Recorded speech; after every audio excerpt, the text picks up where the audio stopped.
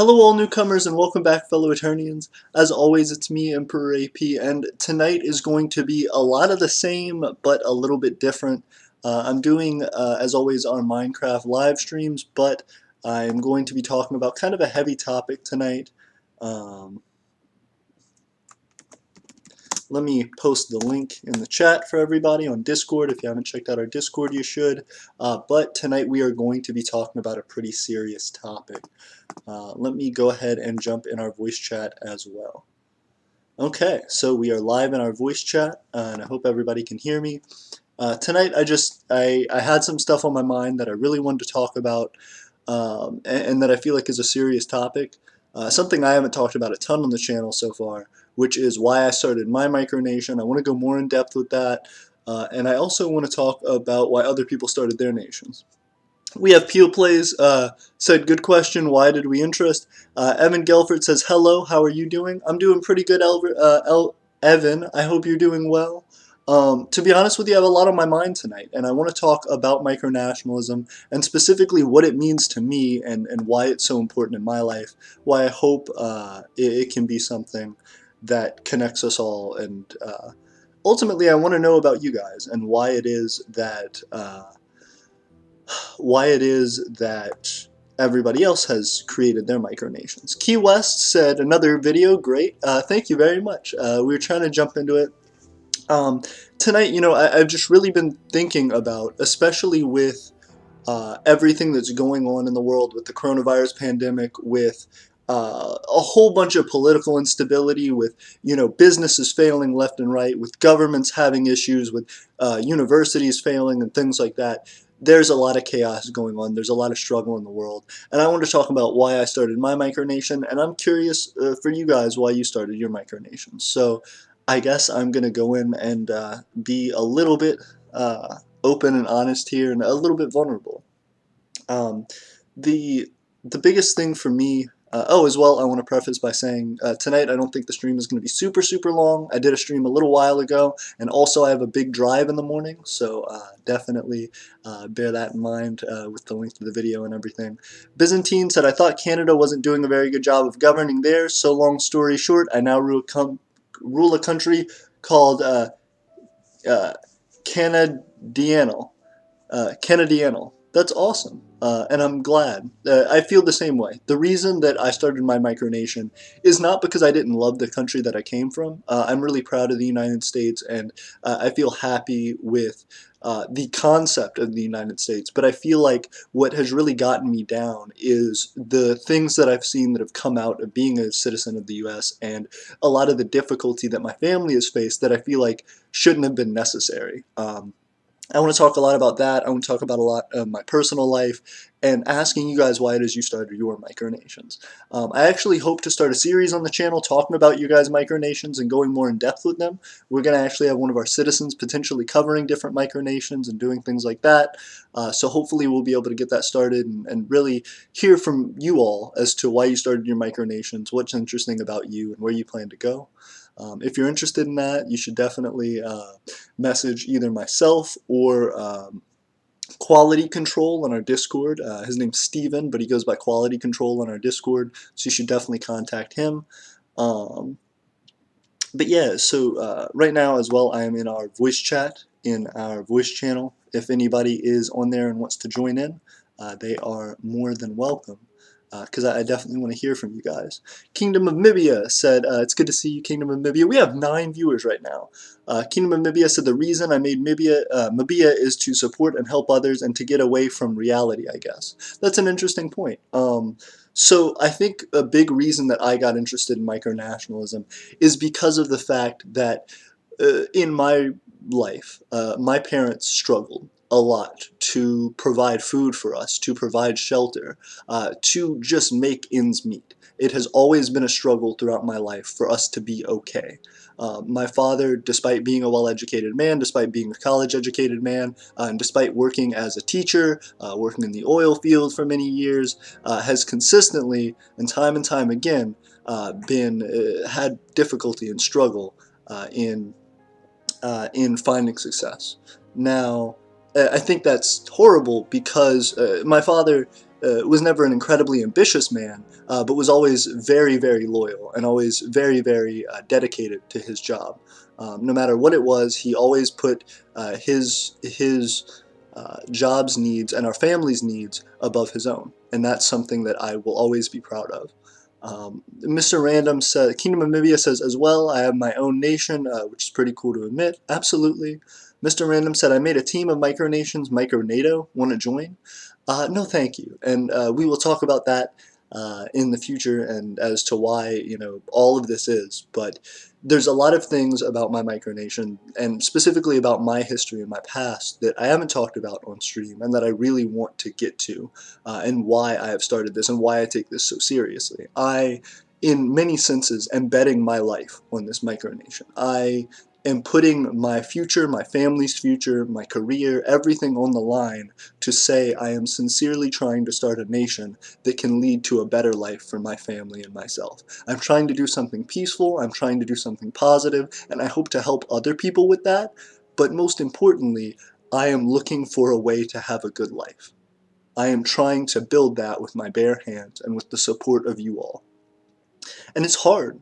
It's really, really hard because, like I said, my family has struggled for all of my life to clothe and provide for me.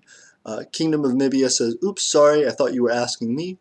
Um, oh, my apologies, Kingdom of Mibia. Mibia, he very well may have been asking you.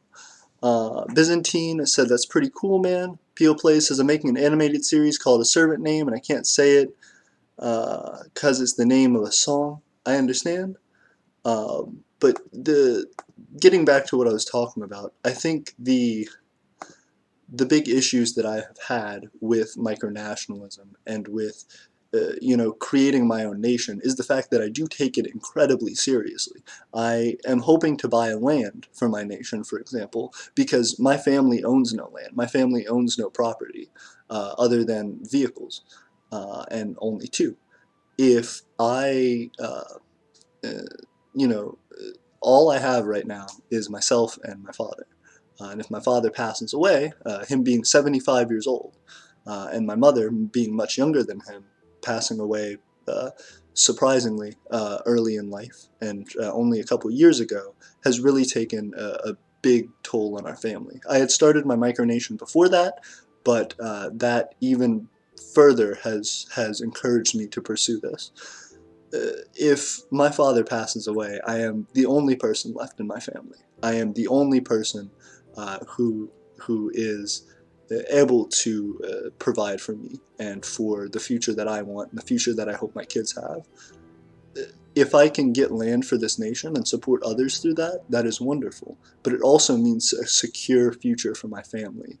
And I feel like I, like many other people in the United States and in the world, have felt disappointed by how their nations have treated them, by how you can see your parents work their entire lives as hard as possible only to realize that they will not get further than where they currently are, that they will not actually be able to excel and will not be able to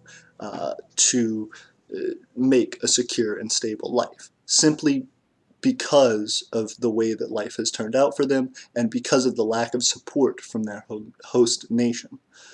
The sad thing about that is, it doesn't have to be like that. There are people like Jeff Bezos who are multi-billionaires, yet my family doesn't have a house. We live in an apartment. My father, who's 75, who should be retirement age, cannot afford to retire and has to work a minimum wage job in order to keep a roof over our heads. It is hard and it is unfair, and I hope for a life where my father would never have to do that. I hope for a life where my children never have to worry about that. I hope for a future where things can be okay and where people can support each other and help each other.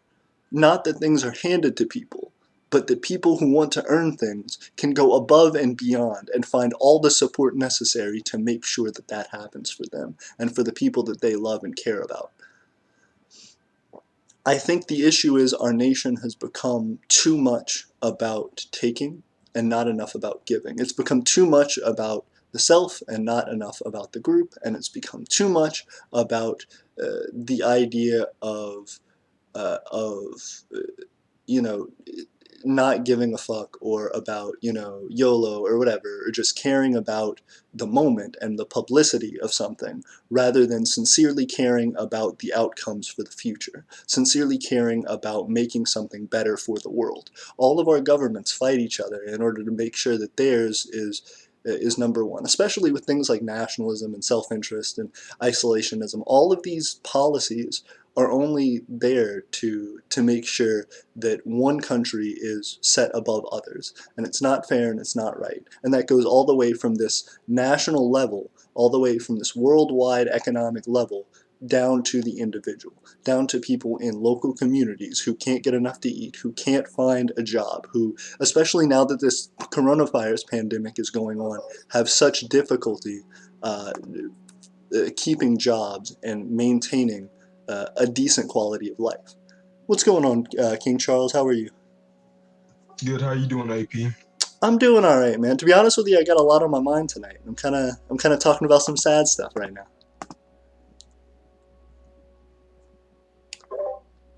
Hey, Micronations, you can. Guess, hey, what's going on? Micronations YouTube also joined. Gastanova, Steven said, you mind if I join voice chat, or is this best served alone? No, please join the voice chat. I would love to hear from you. Essentially, guys, what I'm talking about right now is just what it is that made me want to start my micronation and why I am so invested in this. And it ultimately comes down to the fact that my family and the people that I have seen throughout my life that I love and care about so very much have struggled with poverty infinitely, have tried time and time again to do what's right and to feel secure in a job, in a position, in just being okay, and have time and time again had that swept out up from under them because they didn't have a large enough safety net to be able to build a savings or to be able to build an income. In the United States especially, it is very expensive to be poor. If you have to, for example, take out a loan because you can't afford to pay your bills, well, that loan has an incredibly high interest rate. If that's the only way you can pay your bills, then you're immediately stuck in a large cycle of debt, which you can't repay. There are a ton of difficulties with just being someone trying to make ends meet. And it's not fair and it's not right. And it is especially difficult because of seeing so many people who are at the top 1% and have an incredibly large loophole to be able to save their money and protect their money, while other people who are poorer get abused by sort of this capitalistic system, which is supposed to give equal opportunity for everyone, but in fact gives more benefit to those who have a larger safety net and who have the ability to take larger risks and to spend more. It's really sad, and it's been something that my family has struggled with since I've been born, and it's something that's broken my heart every day that I've been alive.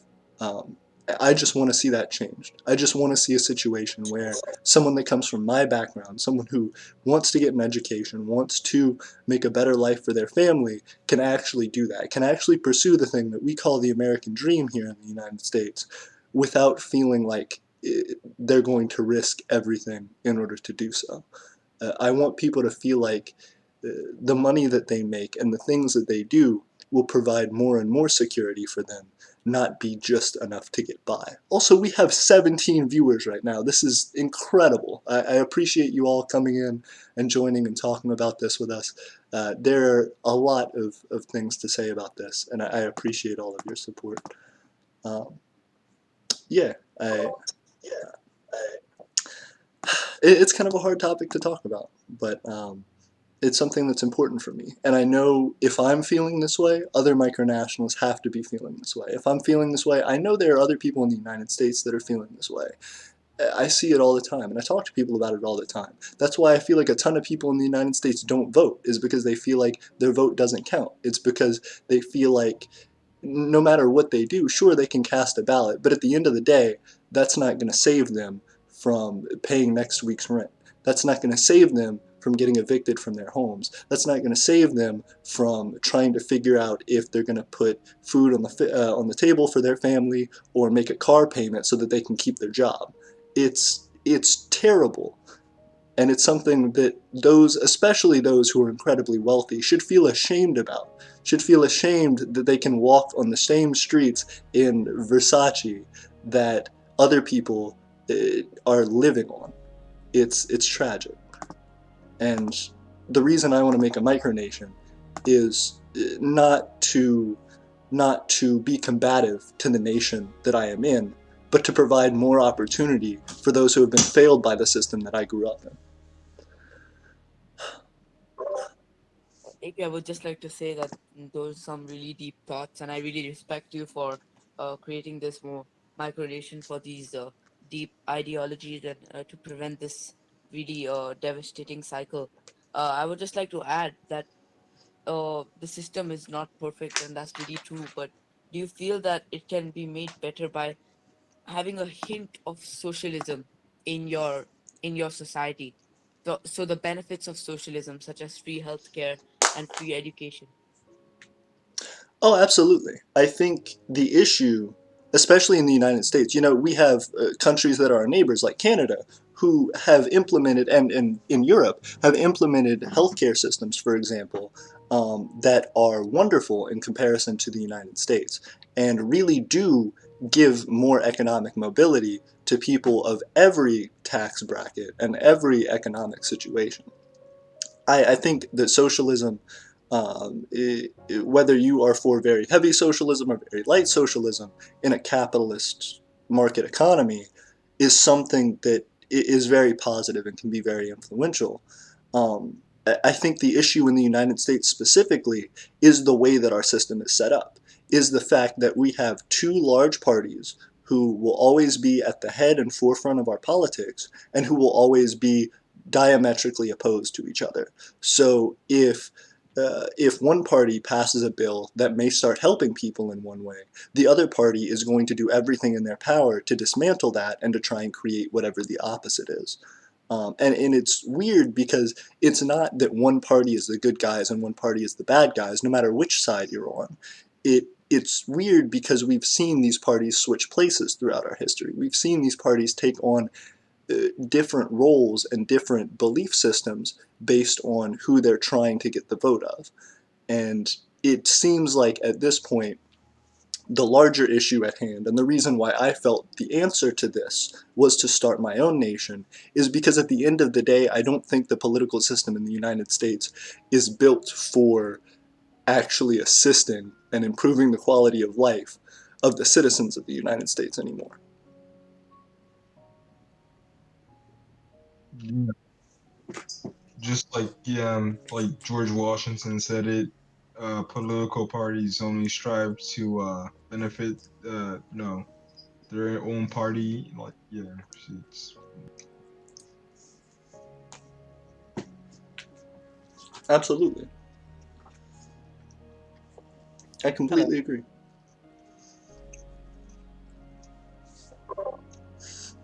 Byzantine said, it's quite upsetting seeing people in the U.S. not be able to pay their medical bills, and you can almost feel the effects from Canada, as I have many friends down there who have that very problem. Kingdom of Nibia said, I know this is off topic, but would you like us to send you our game we made as a nation? Absolutely, I would love to see it. Key West said, man, we only have a little money for uh, donations for COVID patients. And that's another thing that's ridiculous. A ton of the time in the US, you see crowdfunding sites that are really, really popular. And sure, some of those crowdfunding projects are trying to start new businesses or trying to start, get new inventions or ideas off the ground. But there are an overwhelming amount that are just people saying, help me pay my rent next month. Help me, pay my medical bills.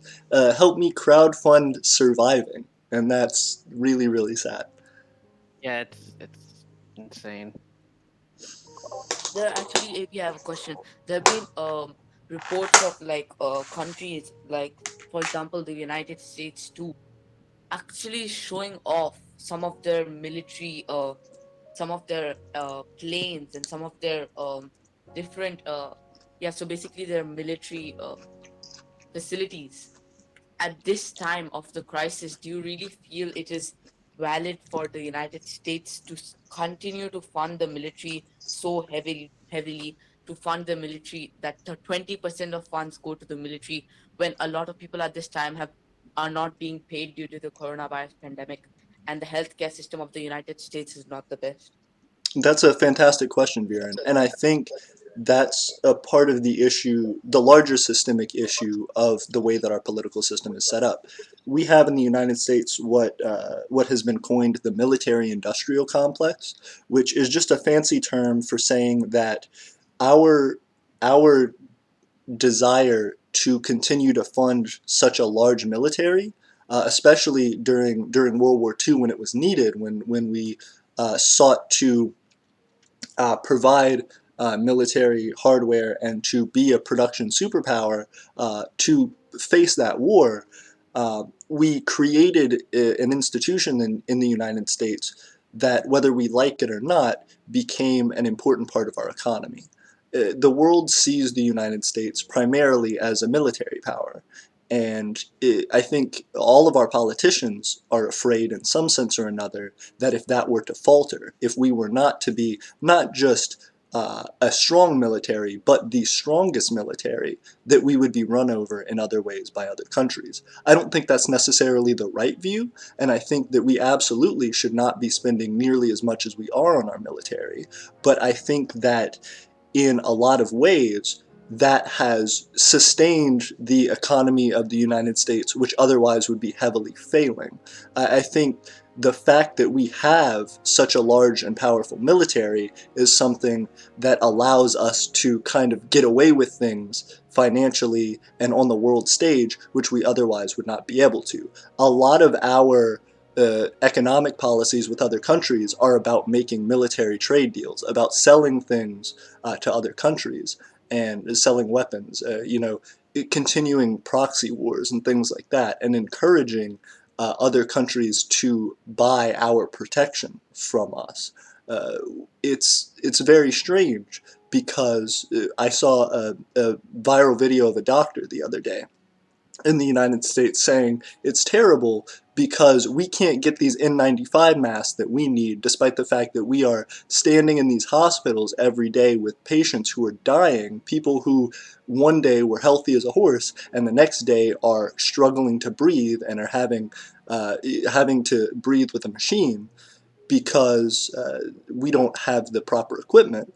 And it's awful to see that in contrast with the way that the United States president hopes to encourage and inspire these healthcare workers by flying what they call the Blue Angels over them, which is a group of stunt pilots that are funded by the U.S. Navy. And it's really sad because there are, estimates that each of these flights costs hundreds of thousands of dollars to do over a city just to show some sort of patriotic support. And they're trying to do this to show support for those hospital workers. So these hospital workers see these crazy expensive planes burning money out the back of them when they're watching patients die in front of their eyes and having to tell those patients, I'm sorry, we can't afford to keep your life support on anymore. We need this room for someone else, so your grandmother's having to die, so your child's having to die. But thank God for the Blue Angels, right? Mm-hmm. Yeah, this question just crossed my mind. That'll be like the last question. Oh, You have absolutely. been talking a lot about the domestic situation of the United States, but being not really not from the United States and looking at the perspective like from other countries towards the United States, I would like to ask you that, being a citizen of the United States, have you considered, like as you said, that the military has been used to pressure other countries? Have you considered that sometimes America does too much, or sometimes it pressurizes countries too much to follow its values? For example, the situation with Iran. Like Iran, there are a lot of sanctions on Iran. Why? Because of the human rights situations over there, and and even the basic trade is like has been stopped with Iran, like from India and from so many other countries that are willing to provide that basic economic help. Even though, yes, maybe not every country should support it economically, they should still have that base. And now, because of those sanctions, Iran is suffering really, really badly. So, do you feel it is right to the extent that they're doing right now, pressurizing countries that much? I think it morally is incredibly wrong that they're doing that. I think the difficulty is, like I stated earlier, we have this military industrial complex, this policy in the United States, which is almost an unspoken rule for every single US president, whether coming into office, that essentially says, hey, if you don't keep up this strategy of military superiority over the world, our economy could fail. Our government, our presence could fail. I think our entire country and what we claim to be to other countries, our appearance, is only being held up by our military. The fact that people are afraid of our military. I think it Yeah, exactly. is Sorry, it's okay. You can continue. Actually, sorry.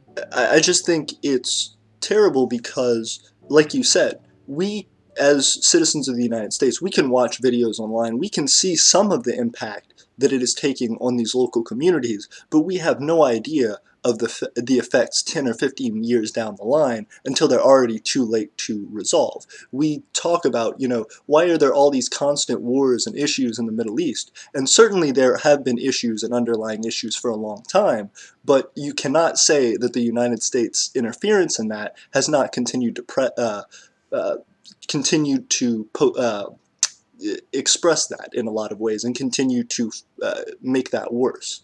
I think, like you said, with Iran specifically, it's really sad because we come up with these moral justifications for creating these sanctions and doing these things, but at the same time, I think what the United States is afraid of is that if we weren't to do this, if we weren't to make sure that any country that dares to defy our foreign policy and not move at least in some direction toward our foreign policy, um, if we don't do that, we are not able to get away with some of the economic deals and things that otherwise wouldn't be justified. We need these resources like oil from other countries. We need resources like just continual trade from countries in Europe and Asia, and it's terrible because if we do not continue to force and continue to say,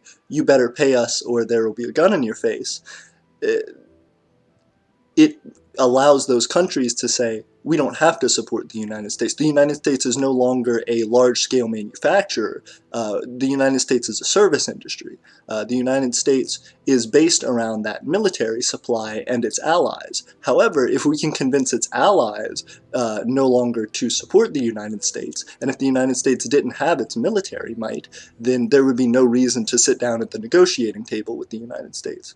The only reason that countries do that is because we say, well, our allies aren't going to leave our side because if you start to get the upper hand, we will find some moral justification to make sure that you are no longer able to produce, that you are no longer able to continue your manufacturing and your growth because your cities will be bombed, your large manufacturing facilities will be raided under the guise of one thing or another. Not to say that there aren't abuses that happen in the world, but there are certainly abuses and human rights issues in the United States as well that people are not dealing with and that cannot be dealt with because the United States has this picture of being the leading example for the world, of feeling as though if they are not the center of attention, they will fall apart because we don't have a ton else that gives us value. That's absolutely true. And I think it's because mainly because of this military war or this cold war going on between China and America about who will be the leading power in the world. And as you said, that politicians have created this image that American military is a huge part of the American economy. However, in my opinion, even though the military has a small part in the American economy, most of the point of the military is obviously going to be the power, and that's the main reason why the American military has been made so big and has been funded so much, because they want to, as you said, they want to create that image that they are the leading power in the world and China can't take that over. China is using other methods, but they want to keep that image there. Absolutely. But at the same time, there is a huge economic incentive for the United States to continue its military expansion because if a lot of people in the United States, I'm sure any United States citizen that you talk to has many, many friends and family members who are a part of the military or were a part of the military. And the reason for that is because some people who get wonderful educations and do wonderful things do support the military and do join the military out of patriotic duty, out of their own interest to serve their country, and that is wonderful. But there are also plenty of people in the United States who join the military because it is a job, because the military says we will pay you a lot better than any job you could get out of high school. If you can't get a college education, join the military and we will pay for your college. If you can't afford your medical bills, join the military and we will provide you with veterans assistance. We will provide you with a support network for yourself and your family. There are a ton of companies whose entire purpose for existence is to be contractors for the United States military, to make sure that their bases are upkept, to make sure that they have proper sanitation things, to make sure that they have all of the supplies and equipment that they need to continue to appear as that military superpower. If the United States decrease their military budget, and why so many politicians in the United States are against decreasing the military budget, is because that has a direct impact on large-scale American businesses, small-scale American businesses, and the individual. All of those people who already are getting support from the military, already their families, get health insurance and get certain things from the military, all of that goes away for those people when you decrease that funding. It directly takes money out of these American pockets who have propped up this large industrial complex. So it's in a situation where we have created an economy that is led by the military. And if we were to stop that, it would have a chain reaction all the way through our economy. And we would start to realize that that is the sole thing propping up our economy.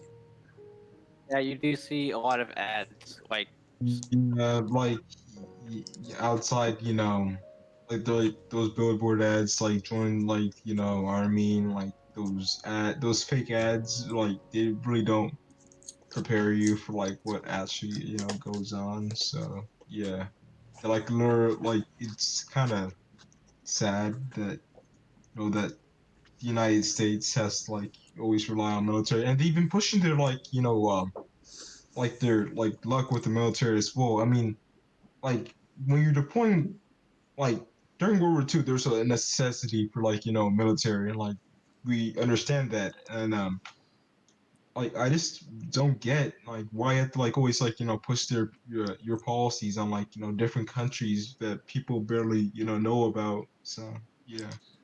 I think it's because when, and that's a good point. I think it's because when these countries, and specifically when the United States, has a system that is built around the military. When you brought up World War II, during World War II, the United States was also a manufacturing powerhouse. We supplied a lot of goods and services to other countries during World War II under the basis of essentially debt to those countries. We said, hey, we will provide you with these things very, very cheaply, such that you then invest in the United States, that you are purchasing these things in large scale, which allows us to open more factories, build more things in the United States that are infrastructure, and bring more families out of poverty. The United States is still in large part has a lot of agriculture, but has become more and more industrialized after World War II because of the ability of American manufacturers to grow these large plants and large production facilities. However, as the 21st century has come and gone, or as has come about, I suppose, we have seen that there are other countries who can produce the same as the United States and can do it for a lot cheaper. Whether that's due to the living conditions of the citizens there, whether that's due to the United States and the way that currency is pegged to the United States dollar due to a lot of that manufacturing in World War II, the difficulty now is that the United States realizes we cannot outproduce other countries. What we have to do is to say, since we are no longer a production superpower, we are a military superpower. And though the United States wouldn't call itself that instantly, they would say, well, we just need it for our protection and for our security and to make sure that democracy is spread throughout the world. But the ultimate issue with that is that if you look at the United States economy in closer detail, you'll notice that, for example, in my home state of Alabama, there is a Coca-Cola plant and there is I believe it's a Hyundai plant, both of which are large manufacturers in the state, both of which pay little to no taxes at all to the state or to the federal government. Now, you would think, so how does that make money? How is that effective? How does that system sustain itself? And it's because they get a lot of incentives for jobs in those things, and then those jobs can be subsidized and can be protected by the larger military industrial complex that is set up.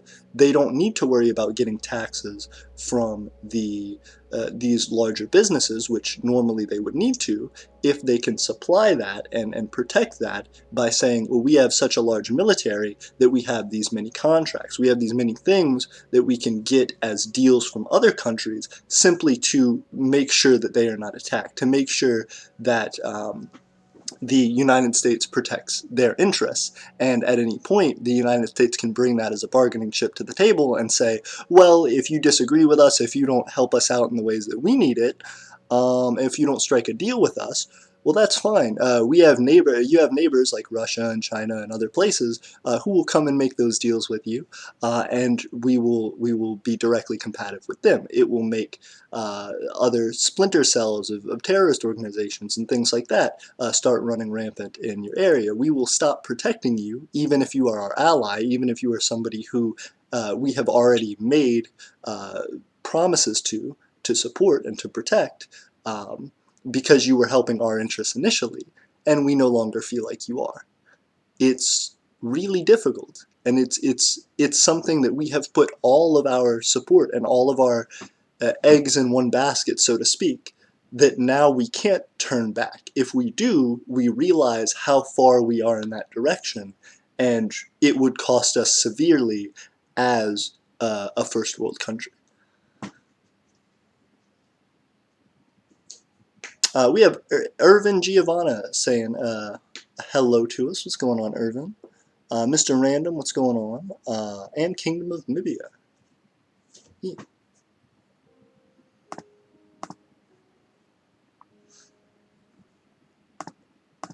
All right, Emperor AP, I gotta go.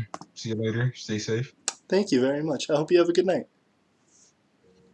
But yeah, that's been the biggest thing that I've been wanting to talk about, because it's a really rough situation, and it's something that isn't fair to the people of the United States, and it isn't fair to the people of other countries. It's a system that we've just kept going, kept pushing for, and kept growing out of, I think, necessity at this point, in order to maintain the quality of life that a lot of people in the United States have, in order to continue the acceleration that we have.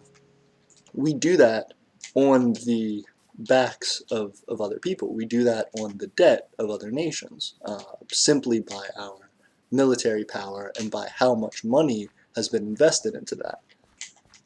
It's not only an investment that the United States makes, but it's an investment that the world makes.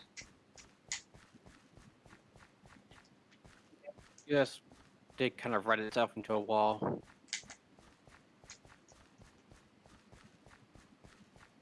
I'm sorry, I didn't hear that. Sorry, I don't know why my mic has been quiet. I'm just saying, the US really did run itself into a wall. Absolutely. And the issue is now that I think as citizens of the United States and in a larger extent the world have to decide, well, is this something that we're going to push back against with the effects of seeing large-scale changes to the world economy and seeing those effects take place in individual households, not just on uh, uh, a political stage? Or do we keep that going knowing that it's propping up a system which is based around debt and based around um, essentially creating value where there may not be any inherent. Yeah, a lot of the U.S. lately has just been centered around debt. Like even just with everything, especially with credit cards, it's like really skyrocketed even more. Absolutely, and it's a really difficult thing when the United States is based so much around debt and about credit. Uh, it it encourages people to buy more than they can afford, which is good because it means that businesses can businesses can expand their production and make more efficient production lines, which make goods cheaper, and put more into research, which allows them more efficient technologies, and on and on and on. But anytime that someone cannot pay that debt back, anytime the amount that you make does not match or or surpass the amount of debt you've accrued, then you see things like the housing crisis. Then you see things like these large, what they call economic bubbles, that people are always talking about. The housing bubble is going to burst. The credit card bubble is going to burst. All these different things are going to fail, and it's simply because of the fear that if enough people around the world, if enough Americans stop being able to afford the debt that they have and are not able to match that economically, then it causes a chain reaction where if, for example, you can no longer pay your rent, as is happening to many people during the coronavirus pandemic who are out of the job.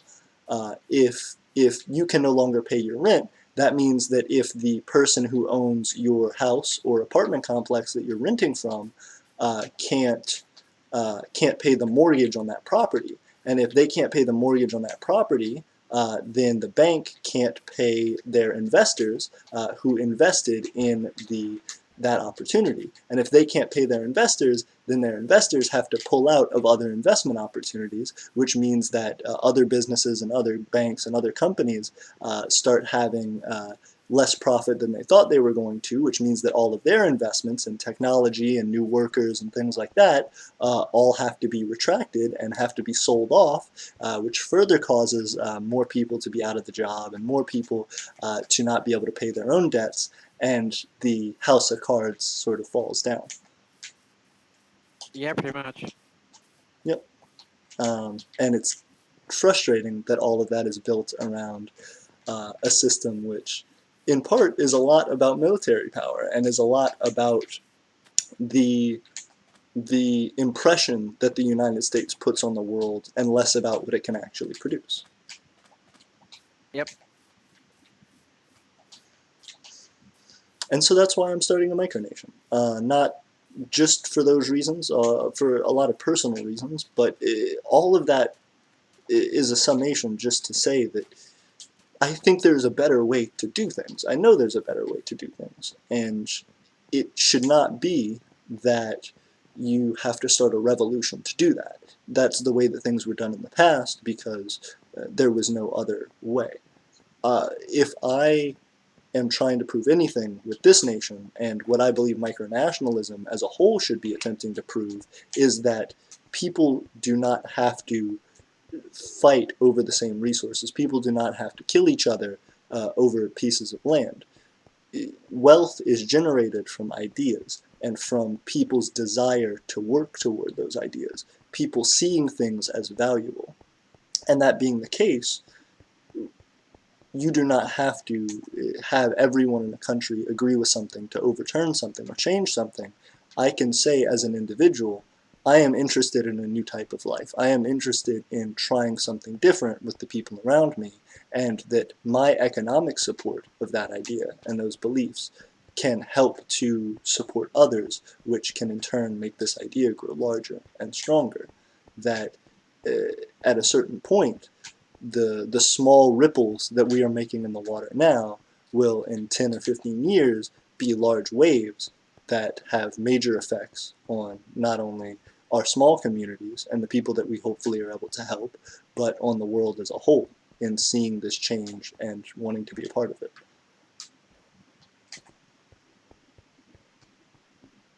Yo, people in chat, if you didn't just listen to AP talk for 40 minutes about the most heart churning kind of stuff that's going on in the world, and you're not convinced that he doesn't know what he's talking about, y'all can leave. All the rest of y'all should probably just donate to the Patreon now. I'll wait. I appreciate it, man. I appreciate it. Like honestly, that was some of that earlier stuff about like your family and shit, and then like you going on to how it's this whole big scheme. That's kind of heart. I like just made my heart fall out of its chest, bro. I really And appreciate it, man. a lot of it, like it's kind of a lot of it's true. Like yeah, I've definitely noticed there's a big focus on uh just military expeditions in like the United States putting their finger in every pie that's around the world instead of focusing on the problem at home. And I completely agree with you, Stephen. And I think that's the worst part of it is that, everybody looking at the United States, who's the big guy with the gun, thinks that the United States is this bully and this tyrant, which in some senses it absolutely is. But then it's even sadder to look into that bully's eyes and to see that they're just as sad and afraid, if not more, than you, than the person that they're picking on, than the person that they're taking from, because they feel like if I don't take from you, I won't be able to feed my family. That's a terrible world to live in, and there's a better way to do things. Yeah, definitely.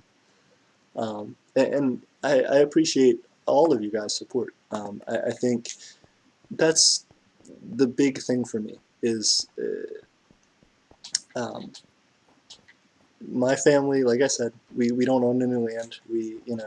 There's nothing really that I have to my name right now. But I hope that in the future that is different, not just for myself and for my future family, but for all of you. I think anybody who feels like they don't have a place to go or doesn't have a way to sincerely contribute, if that's what they want, should have at least the opportunity, should have someone that they can go to and who will support them and who will say, I see value in your work and the things that you do, and I will help to make ways for that to pay off. Yeah, I definitely resonate with that. I'm not gonna say my situation's the same as yours, but there's definitely been times where, water's been cut off, electricity, home's got to lean on it, all this crazy shit that happens, and your family just doesn't know what to do. And I totally, like, that really hits me deep. I really do. Yeah, Yeah, same. I don't know what else to say about that. No, absolutely, and I think that it's like that for everyone. There's different levels of that struggle and of that difficulty. I know what I'm talking about. To some people, will sound like a fate that they could never dream of. That it's a nightmare, and for other people, they may say that's nothing. I wish I was in that situation because at least you're able to go to college. At least you have some potential, even though it's all on debt. There's some potential there for you to have a better life. Whereas my family, I live in a war-torn country, and I'm constantly afraid of my siblings getting kidnapped, and I'm getting killed, and uh, I don't know if anybody actually cares. There's huge disparities and differences between people's lives in the world, but I think as long as we all see some way, and as long as we can all find some way to make life a little bit better, that does have a ripple effect. That does have a change to it. I know, in some senses, I really hope the Empire of Eternia fails, not because I don't believe in the idea, but because I think if the Empire of Eternia failed, hopefully it would mean that the world is a good enough place where it doesn't need it. That there is enough other opportunity out there that this just didn't become something that people gravitated toward. But fortunately or I think this is something that I've seen a lot of support for, and is something that I think there are people in this world who need.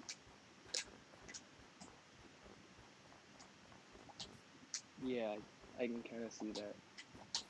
Hmm. But you made a comment that was actually kind of jarring to me. You said something that was like along the lines of like wealthy people don't deserve to walk on the same streets as these like lower class people who are battling every day just to put food on the tables for their families. But I'm not sure we should blame, you know, like some of the richer people like completely for other people's misdeeds. Like a lot of them are ignorant. They don't know what it's like to uh, have your water cut off for a couple months and have to wash in like the local pool. They have no idea what it's like to, you know, eat maybe one meal a day, and then when you're hungry, you drink water that you get at your school. That's probably got lead in it. Let's be honest. All school water fountains got lead in it. No, you're right. Yeah, none of them. I. It's they're ignorant, and honestly, it's almost like a childlike, blissful ignorance. So I think we don't outright blame them. We outright educate them, and maybe that's an impossible task, and maybe that's just wishful thinking from one human being to another. But I don't know. I don't think going the absolute of blaming them for everything is the right path. No, I completely agree. And I hope I didn't come off that way. I suppose I didn't mean to blame those people.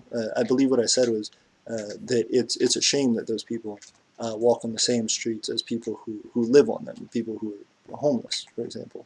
I think it's a difficult thing, I imagine, from their eyes because um, it would seem like, well, my family did this. My family was able to save this wealth and do these things. Why isn't your family? We're in the same country. Why are you not able to get the opportunities that I do? And I think you're right. A lot of that is sort of a blissful ignorance, and I don't think that we should blame those people. But I do think that it is a shame that there are there are some wealthy people who are very, very generous and very, very philanthropic and do a lot to make the world a better place. But I also think there are plenty of wealthy people who, whether purposefully or just out of ignorance, go about fighting for policies and for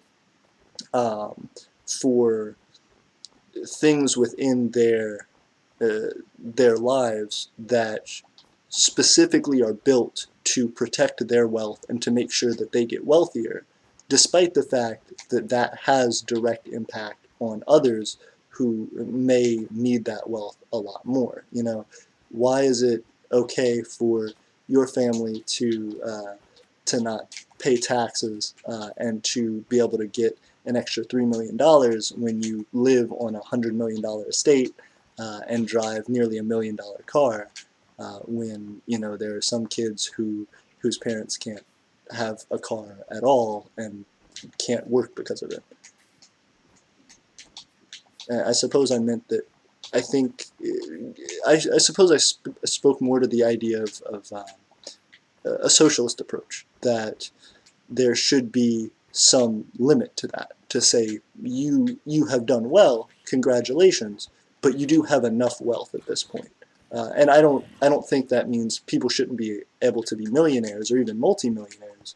But I think to the point when your your personal wealth is greater than that of an entire state or an entire country in the world, that's a little strange. Yeah, definitely.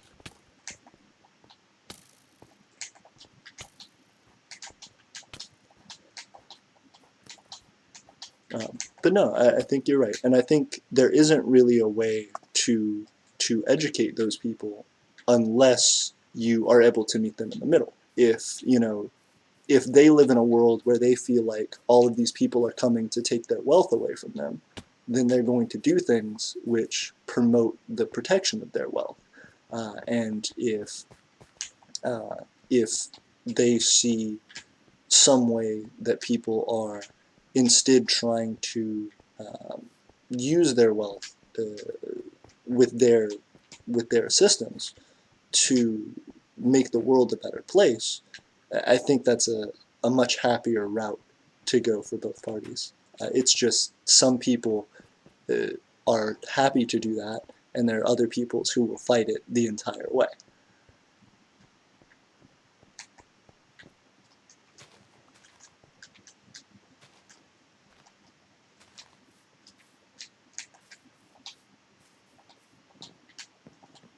And I think that's kind of part of the difficulty with living in the United States, is that a lot of your politicians, a lot of the representatives that you have, um, you will never uh, you will never meet in person. You will never really get to know about their policies, and they will really never get to see how those policies impact you, because your neighbor, your uh, local millionaire, billionaire, can fly to will fly to Washington D.C. on a monthly basis or yearly basis and lobby for their ideas and create organizations which specifically call those congressmen and women and donate to their campaigns to provide for the ideas that they believe in, whereas a mother of six who is on food stamps can't do the same thing.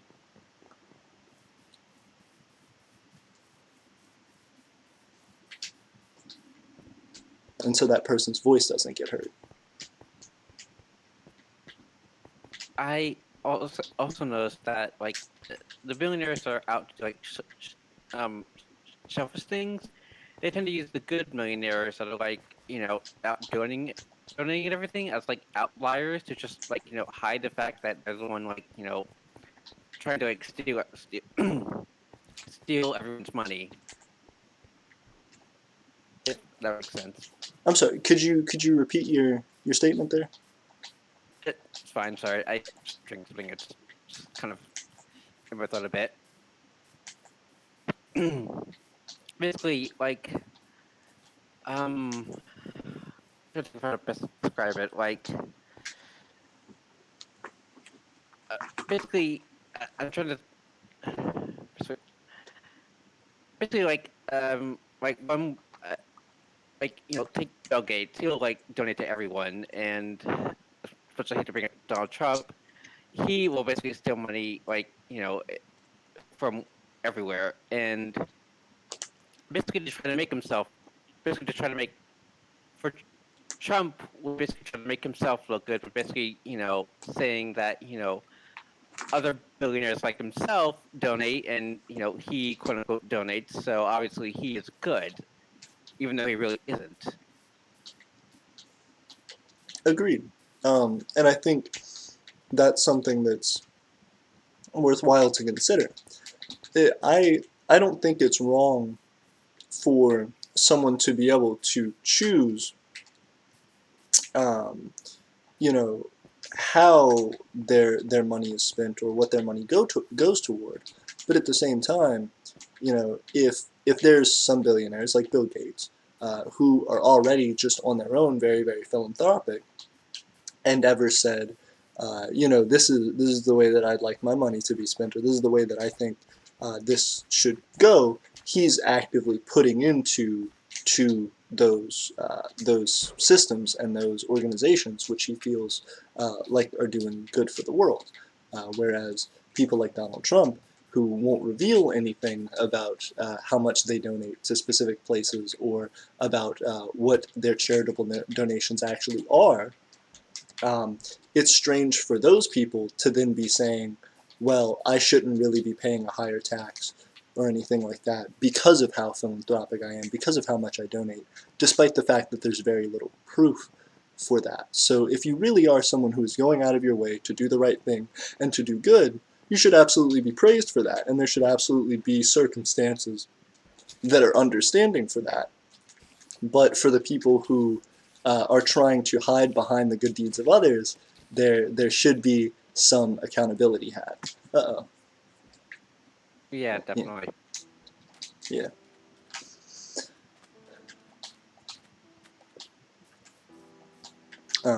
But yeah, so I don't know. Is there anyone else who has had, I guess, who has had a similar reason for starting a micronation? Is there anybody who, I know most of us feel like they want to change the world in some way with our micronations, but um, is there anybody who has done it out of, I suppose, frustration like that or disappointment with the way that they've seen things go? And what is that?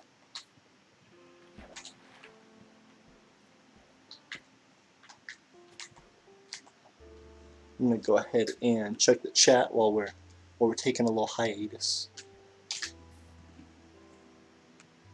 Oh no, I'm still here. I'm just, I never made a micronation, so I can't really say, yeah, I did because I have a spite to the government because they don't help me out as much as I'd like. But I can definitely see why some people would. In fact, that's one of the main reasons people start micronations because they don't like their macronation doing what they do, and they decide to just hightail it out. Put it bluntly. Absolutely. And also, Stephen, I mentioned this, I think, a little bit at the beginning of the stream, but I would like to talk about it a little bit more. You're interested in potentially doing interviews of other nations, is that correct? Bro, why are you spoiling all my secrets? My Ah, guy.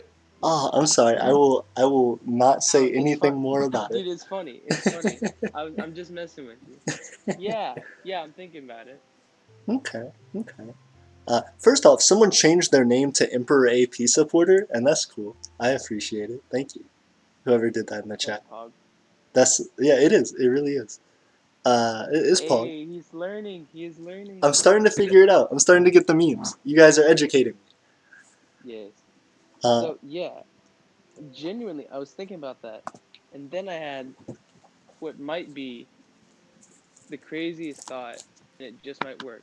Perfect. AP, you ready for me to lay it down on you? Well, let me plug in my computer before my entire computer lays it down on us. So give me All like right. 1 second, and I will be right back to hear these magnificent thoughts. All right. What if he's not actually going to plug in his computer? He's just saying he's going to do that so he can hype up the chat. I'm That'd be super secretly simple. I'm secretly reporting you all to the FBI for treason.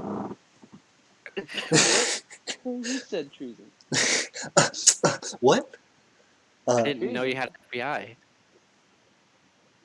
Guys, it's been fun. I gotta. No, it, I'm kidding. it's been fun, but everyone delete my contact info. Speaking of deleting himself off the face of the earth, World Machine just decided to up and yeet himself out. Yeah, he's I don't know he's what been that was going through about. some like school stuff, I think. I'm not sure if there's other stuff to it, but I know he's taken a little bit of a hiatus, and I definitely wish him well. I definitely understand the struggle of school stuff for sure. Um, Maybe he'll come back. oh, for sure. I believe in him. Um, But now, chat, we need more citizens. Now, I'm not one to plug, but it's getting lonely in the Hall of Empire. for All sure, right, y'all. for I sure. need someone to chat to. I have too many thoughts, too many late nights with no one to talk to about my new inventions. Hey, well, I'm always here for you, Steven. And also, I am certain we're getting up to like 725 subscribers. We're gonna start getting these citizens rolling in, especially once we hit 1,000. Ooh, this is gonna be all over. But hit me It's up. happening. Oh, for sure. But hit me up with these great ideas. All right, so you know your first interview is always like a big one, right? You gotta get the like you're never gonna get the perfect person, but you want to get as decent of a person as you can get. Mhm. So I was thinking, kind of like training or whatever. What if I, just as like a general citizen, interviewed you, AP, just like a citizen interviewing the head of state, I am and that super could be down. the one that starts it off. Absolutely. I would be super down.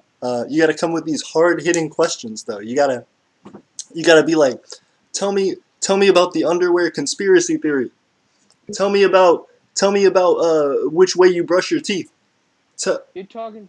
You're currently talking to the man who spent 6+ hours combing through every single video in one sitting to make an entire comprised timeline of your country. I'm probably the only one in this chat who knows who Gary is. Okay, or sorry, Gary was R.I.P. R.I.P. Gary. R.I.P. Gary. You're the real one.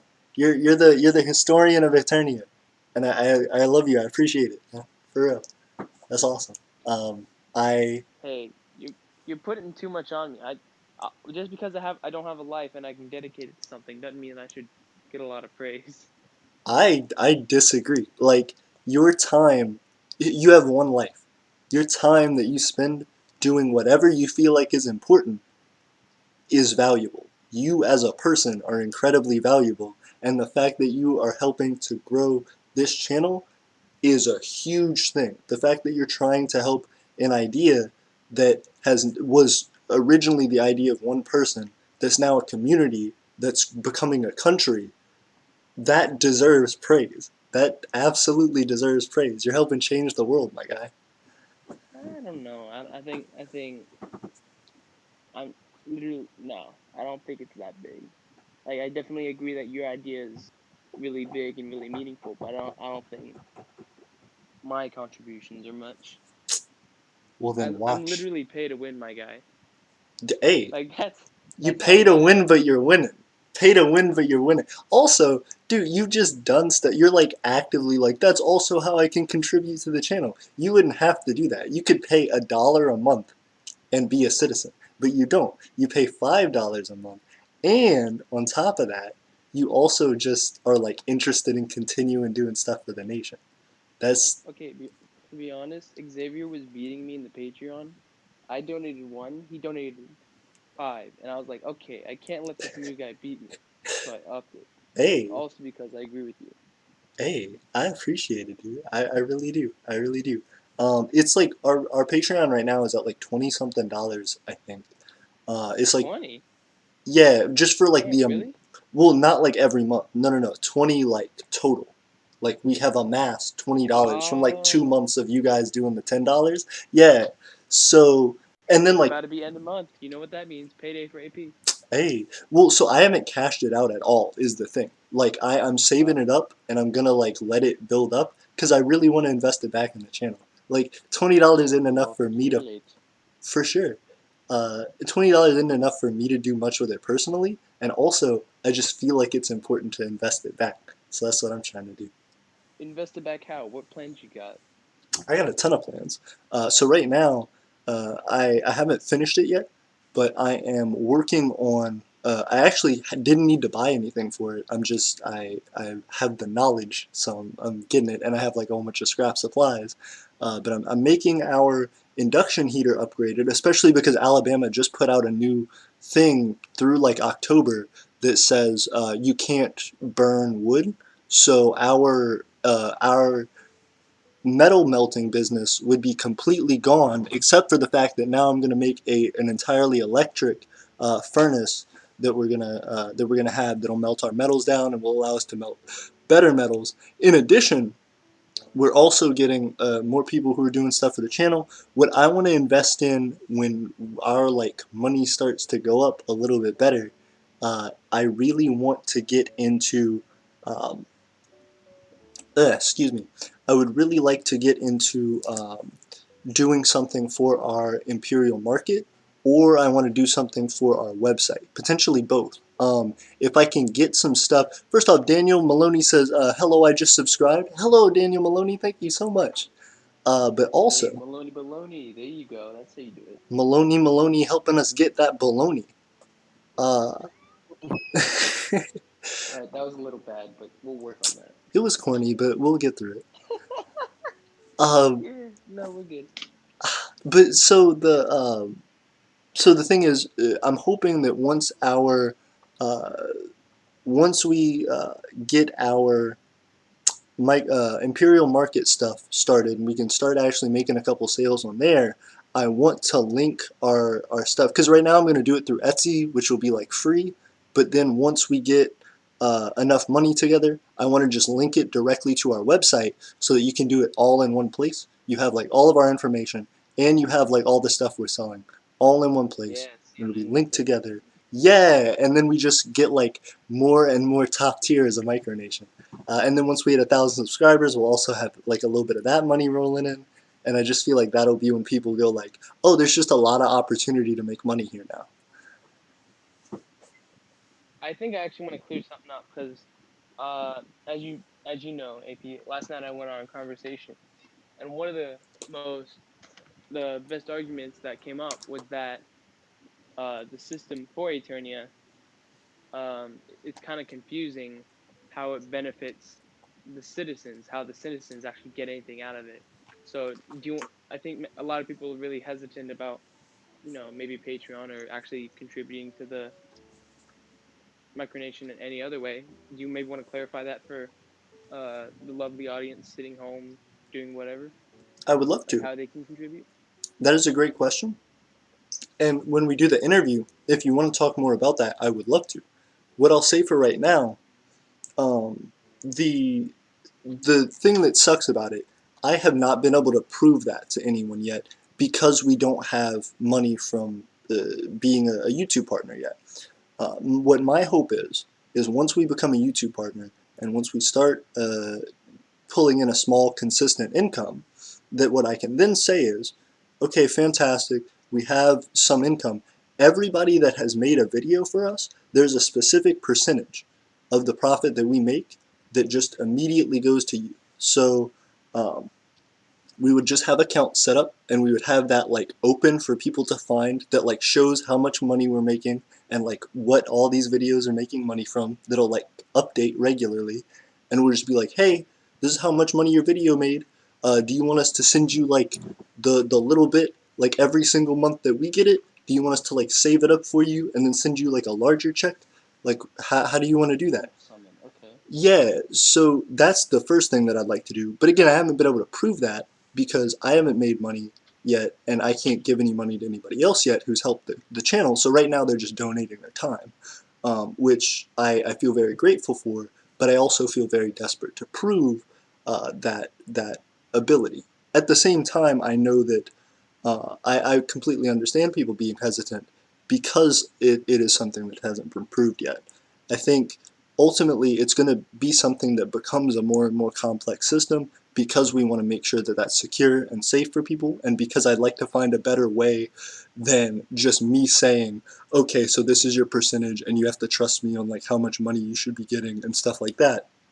I really want there to be a way where people can see how much money the videos make, see how much money the like each ad makes and stuff like that, and just be able to track that so that they know how much they should be getting and we know, and it's just the same way all the way through.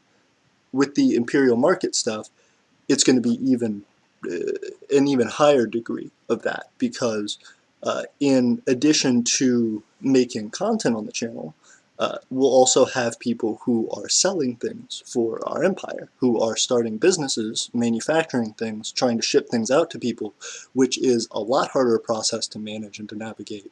Not to say that consistently keeping up with ad revenue isn't difficult, because it will be, especially for a lot of different content creators.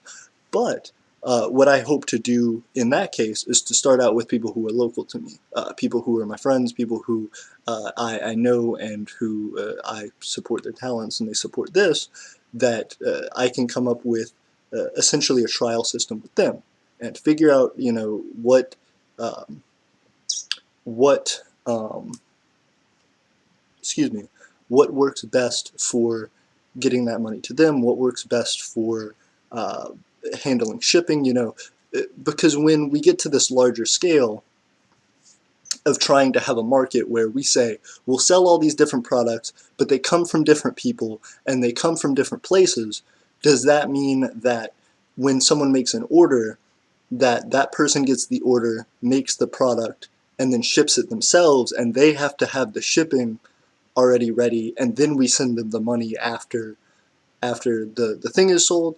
Do we take a percentage of that and then just give it to do we handle the shipping ourselves? Do we just get things sent to us and then have like a distribution center where we pack things up and specifically just ship them out? There's a lot of different ways to do that, and I think before anybody does really heavily invest in it, I want to make sure that we get it right. So I definitely understand the skepticism. I understand the hesitation. And all I can say is that's my plan so far. If anyone has any questions, if anyone has any suggestions or ways to improve on that idea or that system, or potentially any pitfalls they may see out of that, please let me know, because I want to make sure that I do this right. I hope that answers it. I think. Yeah, I think you answered it as far as you can. Obviously, you need a lot more. Uh, shall I say guinea pigs? We need a few. We need some creative minds to actually make stuff.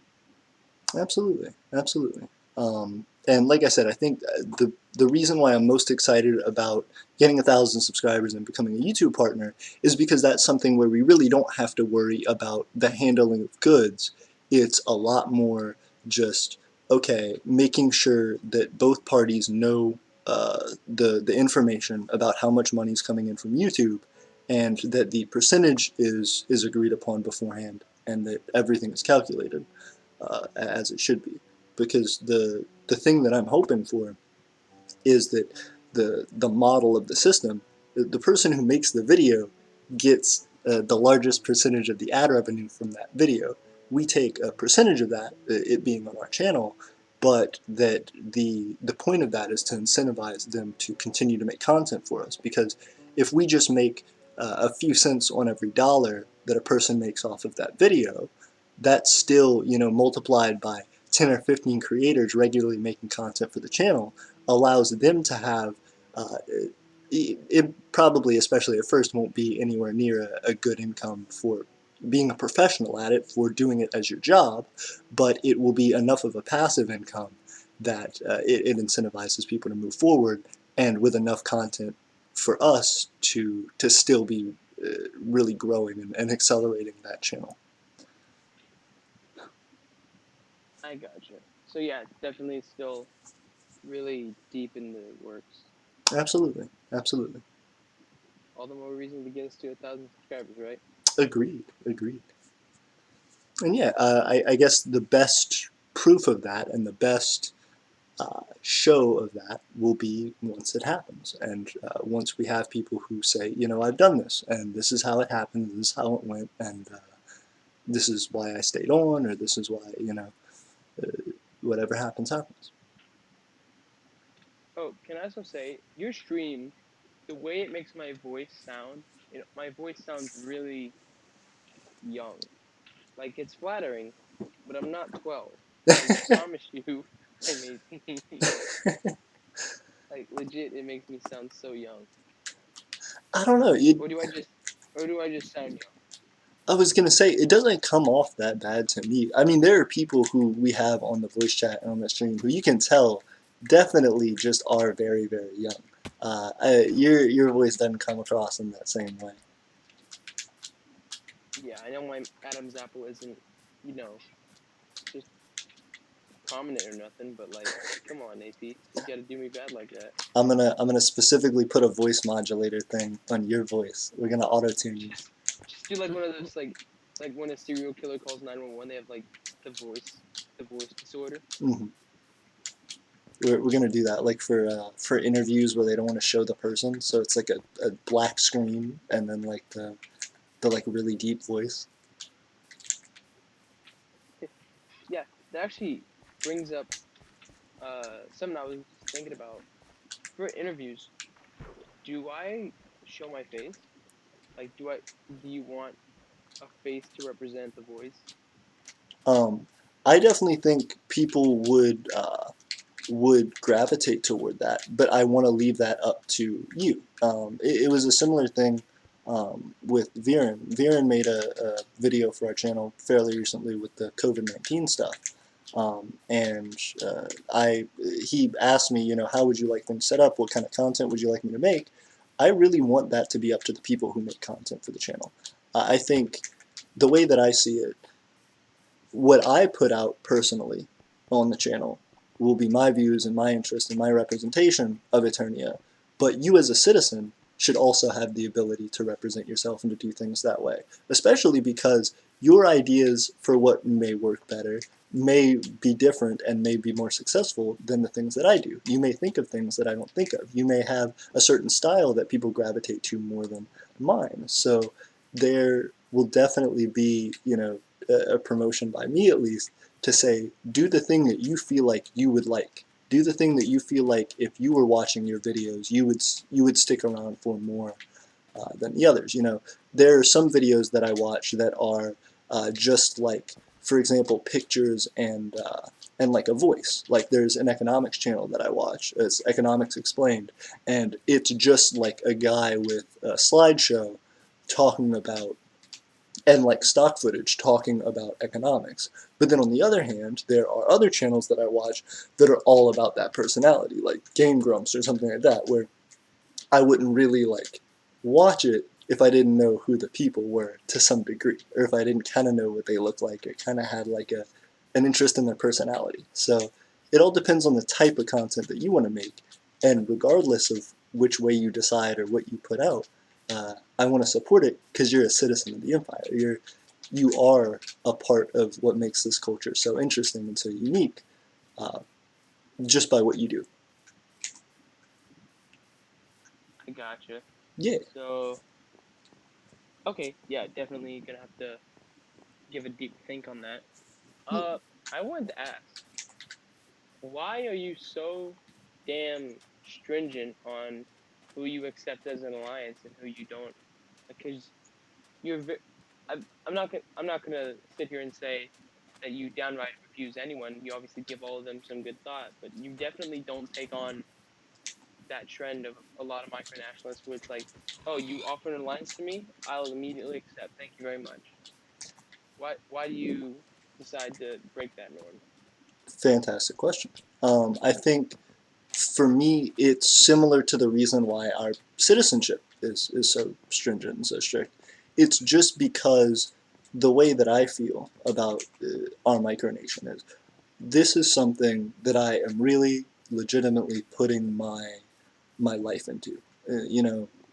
Whether the Empire of Eternia takes off or falls apart, I'm still going to be in it for as long as I'm alive. So if this is something that I'm hoping will feed my family, if this is something that I hope will uh, support the future that I would like to build, uh, for I have to think really carefully about the terms that we use and how much weight I put on those things, because whatever weight I put on those things is what other people consider our standards. So, for example, with our citizenship, to me, being a citizen, that doesn't necessarily equate to money. We do have like you say, a pay for play way to enter and become a citizen.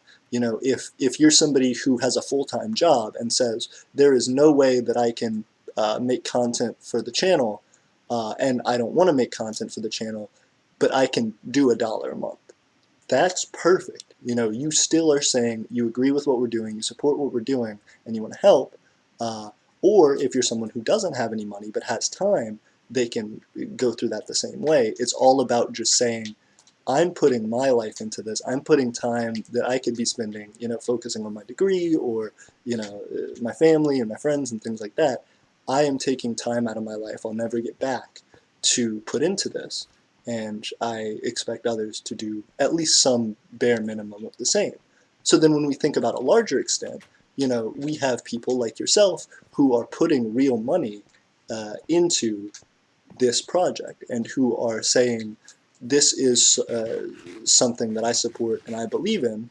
So then when I think about our citizens and when I think about the potential for our nation, when someone says, hey, we would like to have an alliance, we would like, for our interest to be aligned and for us to consider each other, consider benefits for each other's nations, I have to think about, okay, well, what is the benefit that my nation gets from supporting your nation, and what does your nation get from us?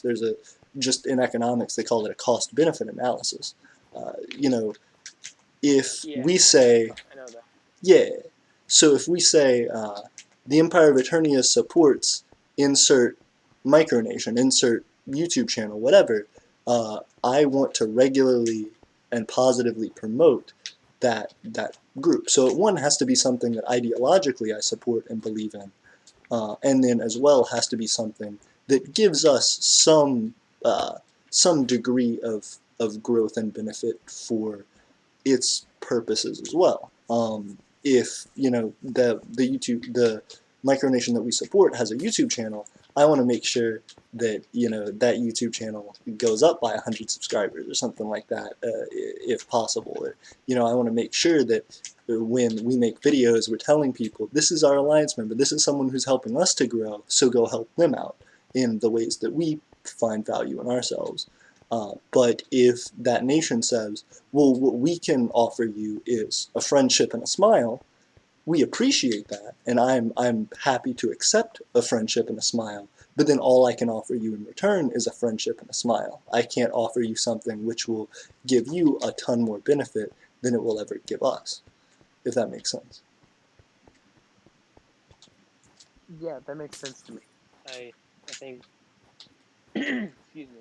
Yeah, I definitely I can see why you're taking it so, for lack of a better word, seriously, because definitely this is your life, Yeah, and is this is like what you're striving for.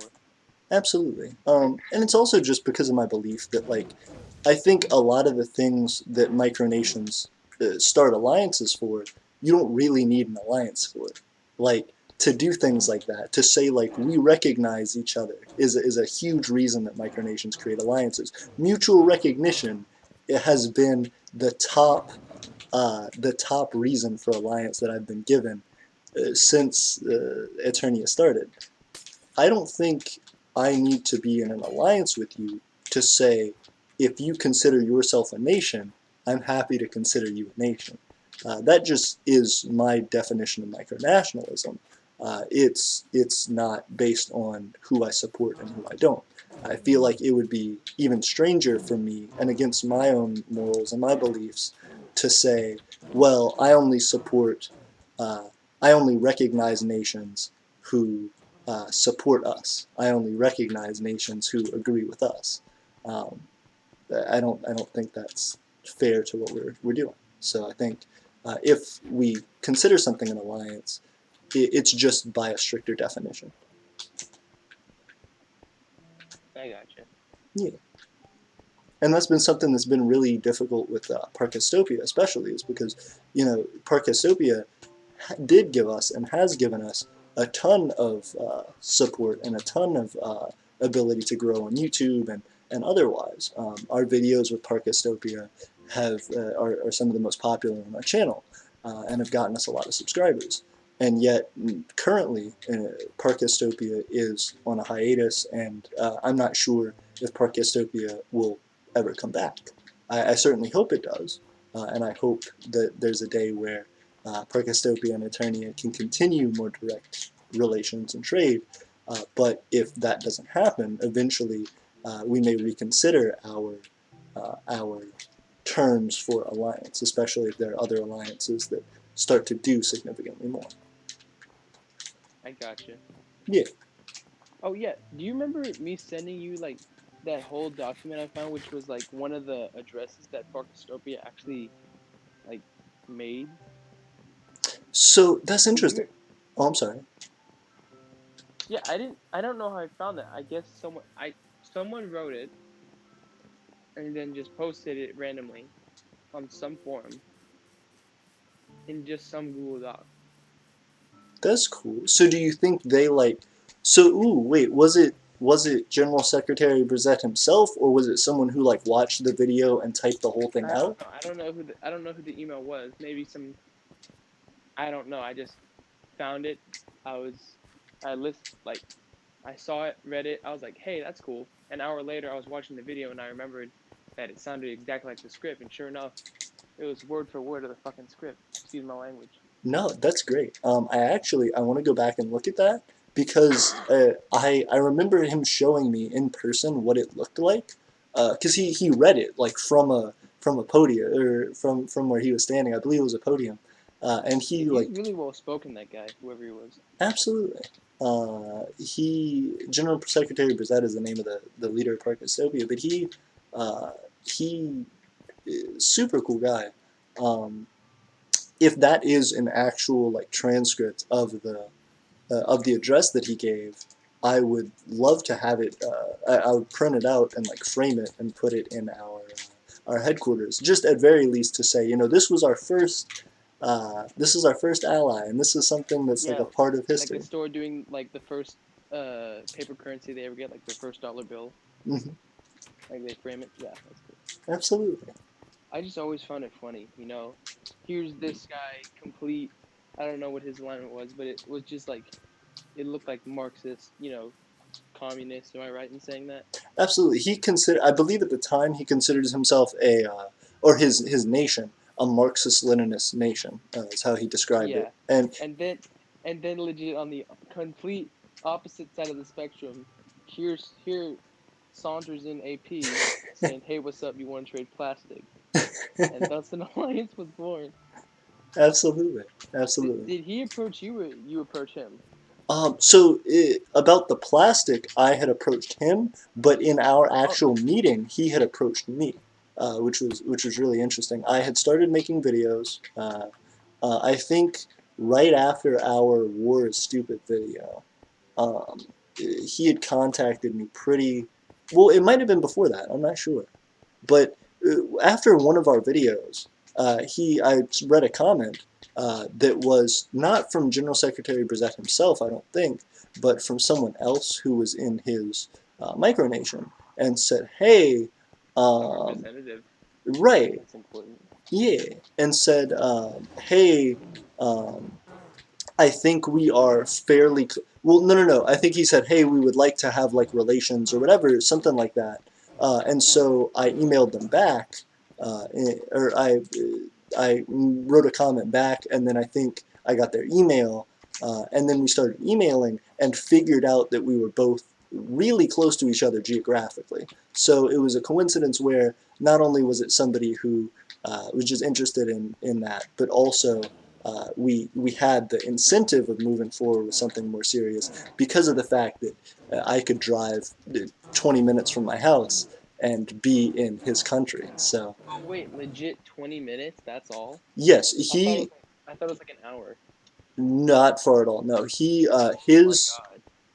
it was a crazy coincidence. His micronation is the next town over from my micronation. So Wow. right, I just had to Bro, go. Yeah, wait, who's that? Who just decided to waltz on in here? hey, who's the boy? Who's the one hiding? Who would it be? We're about to find out. So Anthony's in the voice chat, if that's who you need. Anthony, he's back. Anthony, Yeah, I've our been here. boy. So anyway, yeah, that's really cool. No, absolutely. Thirsty Boy said, "Can I have a Discord invite?" Thirsty Boy, if you go into the comments actually The of the video description. Why in the does no one description, read the thank damn you. description? Yeah, no, No one absolutely. reads the description anymore. You're right, and it's interesting because both our Discord link and the Discord link, Patreon the website. Patreon, yeah, and our PayPal too. I've gotten a number of messages recently that are like, "How do I PayPal donate?" or "How do I donate to the stream?" And I'm like, the PayPal, I get it because it's not well set up. I think is part of the issue. Like, it's my personal PayPal account because I didn't have like You an need me fixed? Eternian PayPal account. What's up? I can fix it for you. No, I'm kidding. That's your personal shit. I ain't gonna touch that. No, I appreciate it. But no, it's a thing where like I have the personal one set up, and then that was the only way I could get it set up so like it would do it on the stream. So if somebody donates to uh, the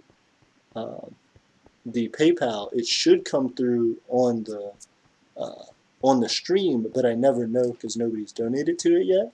I want to set up there's like a way to do a personal PayPal, which I have set up right now on it, and then there's Like a way to do Streamlabs? yeah, I have my personal PayPal set up on Streamlabs, hopefully so that when somebody does donate to it, it gives like a notification. But also, The support the stream thing. Is uh, it that link? support them. I think so. If it says PayPal and then it's just an email address. So it's like you'd have to go to PayPal. There's a Yeah. link, but there's a link that's like leads someone to Streamlabs. Oh, hold up, for real? So what might have been? Let me check out how that works, because I think it might have been a thing where like, I think it might have been a thing where I thought that was how you do it, and that's not how you do it. So that might have been how people are fucking up, is because I posted a Oh, they're link. donating to Streamlabs, and they're like, "Bro, why is it not popping up?" Oh Right. no. Or that like they click on it and it goes to Streamlabs and it doesn't donate at all. They're just like in Streamlabs and they're like, I don't understand what I'm supposed to do. You could have $5,000 in donos, and you don't even know it. I don't even know. Mr. Beast donated to the stream 8 times and I just don't even realize. He refunds all of it. Yeah, You see that, and you're like, "Shit." he's like, this guy's an asshole. I don't even know. I'm taking it all back. Oh man. I gotta figure this out now. I am curious. After the stream, I'm gonna figure this out and I will get back with you on it because I am actually curious about that too. Um, Yeah. yeah. But I know there's a way as well to set up like the way that it wanted me to do it originally was to set up a business PayPal account and connect it to Streamlabs, which I can do as well, and I'll probably end up doing for the Attorney and Empire email. So that way I could do like business email, business account that'll be linked to the Attorney and Empire email. So it's all like together and it all looks the same. And then hopefully the business account will just have a link that I could post in the chat. Because like you brought up, that's an interesting thing. I'm not sure if the link I have in the description right now actually goes to a donate thing or not. Right. Are you able to? Well, I could probably pull up the. I'm curious. I wanna. Let me see. I'm gonna pull up the stream. I'm gonna have to mute everything so that it doesn't fuck me up. But bear with me. So it's all together and it all looks the Are you same. gonna donate And to then yourself? I'm gonna donate to myself. I'm gonna Mr. Beast us. Also, we have 727 subscribers. Thank you guys so much. Holy shnikes. We surpassed 725. Yeah, because there's a little recent donor thing up in the corner, but it just isn't there. Let me see. Support the stream. Streamlabs, Empire of Attorney, a tip. Yeah, so there is. People can just straight up donate. Hold up. Yes, but does it work? Empire of Attorney, just donate. That's a great question. Because I'd have to donate to myself. All right, time to give yourself some money. I guess. You Yeah, know that one meme where it's Obama putting a medal on Obama? That's essentially what you're doing right now. you're right. It's me, boy. AP, boy. That's my message to myself. Very witty. Thank you. Let's see if it pops up. About to find out. I hope nobody can see my PayPal information on stream. I don't think so. I think it's just the game that's up. Quick, people, start clipping. Start clipping. Everybody, my social. Give me 1 second.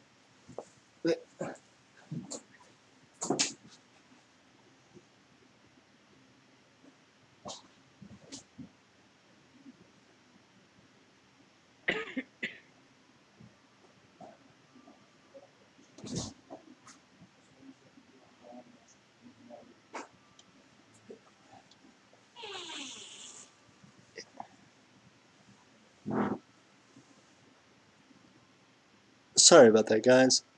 You are logging into the account of the seller for this purchase. Yeah, so it's like, oh, you're already just linked up. Yeah, so everything is linked up. So the same So PayPal. someone could theoretically go in there and it'll pop up on stream? I believe so, yes. It is technically possible. I will. But did you try it? So whenever I try, I only have one thing set up, and whenever I do it, it's like you're in your own account. What are you doing? It says like you're set up as the seller. You can't do it. And I'm like, well, I don't know. I don't have a second PayPal. I'll have to set up a second PayPal to donate to myself. And I'll do it Yeah, like kind of a next big stream. hassle. I'll do it. I'm gonna get it hooked up. We're about to figure this out.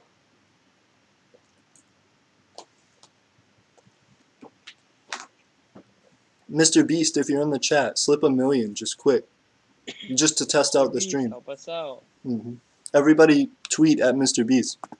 Just donate to the stream real quick, so I can see if my settings are right. Yeah. Um, but yeah, I am interested to see how you start to do the interview stuff. Do you have any thoughts on it? Because you asked about like doing face stuff. Do you think you're gonna want to show your face? Yeah, I'm thinking on it. I might just. And I know you told me, you know, quality, quantity over quality, but my quality is literally in my name, bro. I can't go against my nature. I'm kind of thinking about like doing hot ones style questions, where it's like those really good ones no one really asks. Fair enough. Hey, no, absolutely. And the only reason I was saying the quantity over quality is because first off, I know everybody who does shit is just good quality. You know, I've never gotten a submission from anybody that's like it's literally their feet for like 7 minutes. I've just never gotten that yet. So if I get that, I'll be like, not that, but that's it. I don't know. I might post it just as a meme. We would see. Uh, but the the uh, the thing that I'm trying to do is I know a lot of people will spend like a long time. The first thing that we had was from another micronation uh, that was essentially just showing off their micronation and talking about stuff. And those guys, they did a really good like high quality video, but it also took them like months and months to get it out, which is fine. But I feel bad because I feel like I didn't bring up to him like, yo, you don't have to spend like a whole half a year trying to get one video out for the. Hold up, somebody did just donate. Hold up, what? Hold up, who donated? Who just donated? I missed the entire thing. Quality. Oh, you donated. You're welcome, baby. Thank you, man. Thank you. So if it does work, y'all. It does work. If you want me to PayPal you back your dollar, I got you. Cause you hit up the settings. I got you, my boy. What? No, I did it because I wanted to do it. What do you mean you're gonna refund me? Don't do that. I will force refund you. Don't refund me. I Just appreciate consider it. it like a tip. I appreciate it. Very very cool, dude. Very cool. But yeah, I don't know. First off, I'm glad that we know the thing is working. So now I don't have to like also have the email in there. I can just be like, the link is in the description. Just do that. Just do, because people have asked me. So you have officially saved the stream in probably for like the 8th time now over the streams that you've been on. Um, but yeah, I think I think the reason that I was big on saying like quantity over quality is just because I know people like really want to like make it good and really want to do stuff like that. But at the same time, there's videos where I haven't put. There's videos I have like 2 or 3 like nicer videos for the channel that I want to put out that I haven't because I'm like it's not where I want it yet. But at the same time, I also know part of that's in my head. Like if I put it out, it'd just be all right, and people would still watch it. And oh shit, second donation. What? Comrade 115 Wait, donated $3. Hey, Comrade, you the boss. Thank you, Comrade. dude, this guy, screw him. Ooh. Literally, anytime I try and donate something, someone's already like, oh, what if I donate even more money? Well, hold up. You know who it is though. You know who Comrade 115 is? Is it fucking Xavier? It's Xavier. Xavier, I'm gonna. Oh my god, bro. I'm not okay. I'm gonna fight my impulses. I'm not gonna. Yeah, I was like, donate actually, more money. don't donate more money. Actually, don't. You already donate like as a Xavier, citizen. Xavier, I swear, you're just gonna one up me on everything. Hold up. Who's donating that? Dan donated $1. Hey, Dan, thank you so much. Hey, we're raking in these We have made more in donations in the last like 5 seconds. Wow, this is incredible. Thank you Yeah, guys. see, so you don't have to like all y'all guys. You don't have to go onto the Patreon and donate $1 a month. You can just do. You can just drop one here as like a little tip jar. Yeah, absolutely. You don't have to. You definitely don't have to like drop a whole fat wad on AP. Though he would appreciate it. Absolutely. Well, and also it's a thing where like the minimum is $1, and I kind of get why, but at the same time, I wouldn't mind it if somebody donated like a penny. Like I would, like that'd be fine. Especially because I know people Man, would a meme penny is it. a penny is a penny. Agreed. And I know it'd be funnier because people would meme it, and instead of putting $1, would send 100 pennies. But I'd be fine with it. Just like over the span of uh like 5 minutes, just 100 pennies sent. Oh, absolutely. That'd be hilarious. Well, and I watch a guy who streams named Noel Miller, and his stream thing. I think he has to use Streamlabs. He might use something else, but um, his thing will like speak when you do it. So you can type a message and it'll like say your message on stream. Yeah. You Yeah, want to do that? I want to do that. Yeah, so that if people have like something cool or they want to like shout out their own micronation, because that's another thing. Like if I know a ton of people want to get their micronations out there and their YouTube channels out there and stuff, and I think that'd be like a perfectly fine way to do it. If it was like you could donate like 25 cents and your thing would come up on stream and it'd just be like go subscribe to whatever my micronation is. I think that'd be cool. Yeah, I got a question. Yes, sir. Do you remember why Duke Andrew of England was banned? Duke Andrew This of guy, England. he's in the YouTube chat. He's saying he was banned from the Discord. Yeah, Did he like raid or something? it was like a spammy thing. Um, So he deserved it. well, so yeah, it was a thing where a whole bunch of people like messaged me and were like, ban him because he keeps spamming. And then I looked and it was like a big spammy thing. More money. Hold up. Who's sending money? Who's sending? Did someone send Emperor some AP money? supporter just sent $10. Hold up. Oh, Emperor AP screw you, supporter just man. sent $10. Oh my gosh. We're You're we're gonna get a starting. big. You're gonna get a big head from this, aren't you, my guy? For sure. Now I'm a rich YouTuber, so I'm basically going and buy the Lambo today. I'm going. Legit. Yeah, I'm That's going by the Lambo. that's just a little under $20 in the last 3 minutes. It's real. I think nobody knew that they could actually donate, and then now people are like, "Oh, it works now." Oh, okay. Also, you started the hype train. I feel like everyone wanted to beat your donations, so you started the Well, hype yeah, train. it wasn't hard. I'm not exactly the richest man on this earth. Hey, God, I wish. that's perfect. We gotta start these bidding wars. We gotta. I'm gonna start donating to myself under like $3, $10. yeah. I'm gonna start Let me like see 10. Let me making see 10. fake 10, 21, accounts 15. Let me see 10. and donating to myself so people donate like just a little bit more. just under different alt accounts. Yeah. That Legit. I'm actually Emperor AP supporter. Y'all don't even know. That was your alt. That was your test account. And you're just trying to be like Steven, my man. You gotta beat Emperor AP supporter. What are you, Come on, bro. coward? Come on, bro. You accuse people of being cowards. Are you a coward yourself, man? Come on, what God. is this? I do want to say though, whoever did that, whoever really is Emperor AP supporter and donated $10, thank y'all so much. That's awesome. Yeah, dude, that's really pog. Whoever did that. For sure. But Oh, you know well, hold what? up. More We're not providing donations. you with.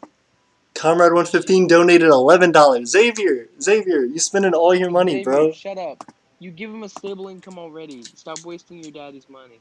For real, bro. I'm I'm sorry. No, I I just appreciate it. insult people. I'm I sorry. would feel bad if someone was like, "Yeah, I can't do the Patreon anymore because I donated like $45 to the stream." I'd be like, "It's just not worth it, bro. Save your money." But I do appreciate it. I love y'all. Thank you. So about those goals that you were gonna get over Patreon. Yes, yes. Yeah, I guess those are coming a little sooner than now, huh? Later, huh?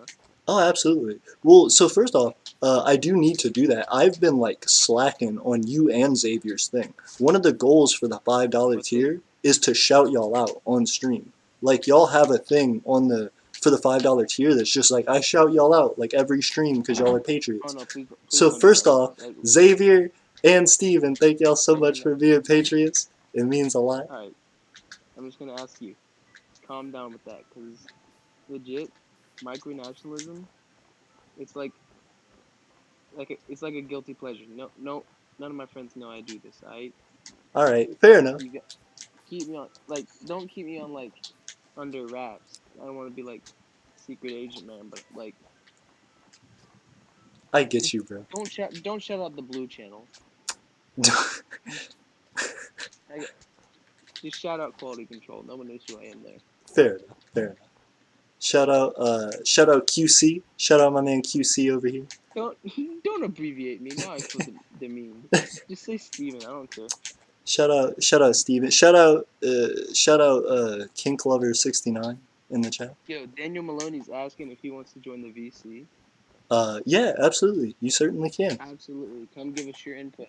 Hit us up, sir. If you're coming in here to argue a case for Spambot over there, I'm not sure we'll take too kindly. Fair enough. And that's the thing too. Um, um, that's one of the things that suck. The guy Andrew Carter, he was somebody who donated to our Patreon. Like he was somebody who donated $1. There were others. I thought me and Xavier were the only So ones. he was the first one. He donated $1 for like 1 month, but then he took it back, and then he did like all the posted like the me like the like shit posting on the Discord, and everybody asked me to kick him, so I did. Uh, I do think it's weird though, because on the one hand, I like appreciate him, and I think if he hadn't have done that, he would have just been a really cool part of the community. But also, if he like didn't do that, one day I might just let him back in. It's just a hard like I don't know, because a ton of people asked me to ban him, but I also think like that was the one time he did it, so I'm like, what do I do? Yeah, but now yeah, dude, $30 now. It has been. You Get right. $30. You right. And think about this. Half of that is Xavier, Mr. fucking Moneybags over here. Half of that is Xavier bankrolling my whole college fund. That's what Like this is. Xavier, he's making me feel inferior. Xavier secretly is not Steve Jobs, Bill Gates. He's like, yeah, I just do this as my guilty pleasure too. Watch. Jeff Bezos, welcome to the stream. He's like, I just don't want anybody to know it's me. Don't say anything. Oh man. He's like, I started Amazon specifically so that I could freak people out on stream when I show up and donate like $1 million. I started my whole successful company just to hype people with my money. Now let's get your head. Yo, is Dan the man with the plan in here? It is. Oh, hey. Hey, what's going on, Dan? Yes, How are sir. you? Here he is. I'm doing good. How about you? I'm doing pretty good. Especially with everybody donating to the stream. That's been super hype. But also, oh, I'm sorry. Sorry about that. It was my fault. I was the one that donated recently that said "Glory to the Dan Army Republic." Oh, that's awesome. Yeah, for sure. What Glory to number you were guys. you? 3, 5, 11. There's been a lot apparently. How much did you donate so we can know you? I hate to say it, but I donated only $1, but that was all I could spare. My I man, donated $1. What are you talking? You're fine. we got a Don't whole worry bunch about of US. it. I live in the U.S. yeah. Sorry about that if it was wrong. Say that. Don't worry about it. Yeah. So, Steven, you sent $1 and said testing. Comrade 115 Xavier said this is a test. Dan, you sent glory to the Dan Army Republic, and I do really think that's a good way to advertise for real. Everybody, if do you have like a YouTube channel? or anything that I could You like, have a microname. or like a Twitter, yeah, like that I could shout you out. I assume he does because he said something about Republicans. Yeah. But however, my name is Daniel Maloney. My actual name, I mean, Daniel No, Maloney. don't dox yourself, my guy. Don't dox For yourself. examples like my okay, I've got to rephrase this before I start sounding like, you know, Just say it, man. This is sorry. sad boy hours. Everyone's good here. Okay. Now, basically, I go by the name of KLM Boeing 60 on Twitter, but I'm planning on changing that to Daniel Maloney. Fair I enough. might go by Daniel Maloney on Boeing- Twitter. I don't really know. Boeing 6. KLM Boeing what? 60 at gmail.com. I'm gonna What the log hell into is a Twitter right KLM now. Boeing 60. Don't ask me why. I mean, I literally just chose a name and chose to run with that for my email account at Google. Hang on, you know what?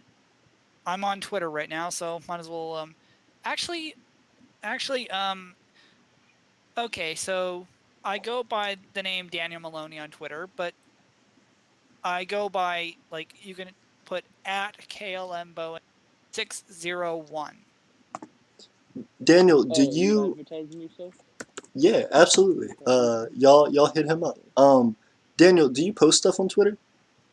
Not very often. Well, cause I wanna look you up. I'll Damn. follow you. Hit me up. I got you, boy. Okay. That's an honor. Even I haven't gotten that. Oh, well, hit me up Alright. too. I didn't know you had a Twitter, dude. I don't. Oh. Okay, I'm gonna post the link.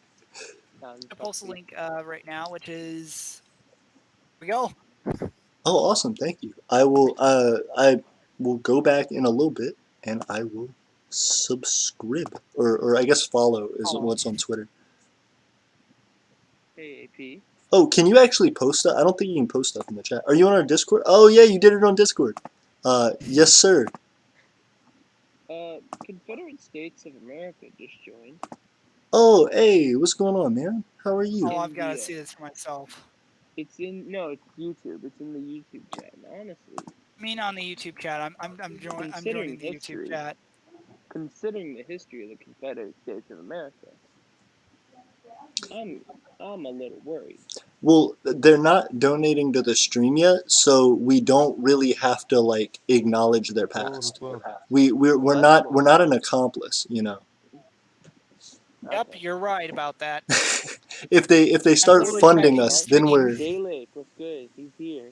hey, what's going on, man? How are you, Dalek? Good. Hey.